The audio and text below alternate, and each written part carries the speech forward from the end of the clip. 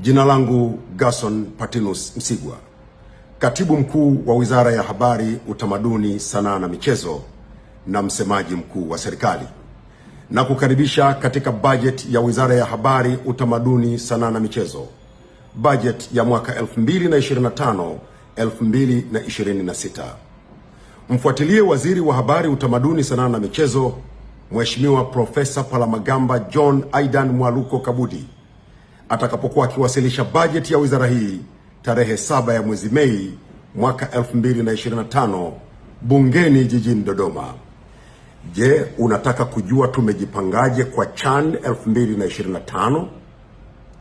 Unataka kujua tumejipanga vipi kwa AFCON 2027? Unataka kujua Mheshimiwa Rais Dr. Samia Suluhu Hassan amedhamiria kufanya nini katika habari, katika utamaduni, katika sanaa na katika michezo ya Tanzania? Unataka kujua mageuzi katika sekta hizi? Unataka kujua mchango wa wizara hii katika uchumi wa taifa?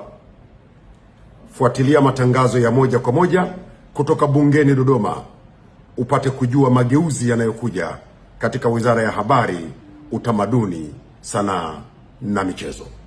Usipange kukosa.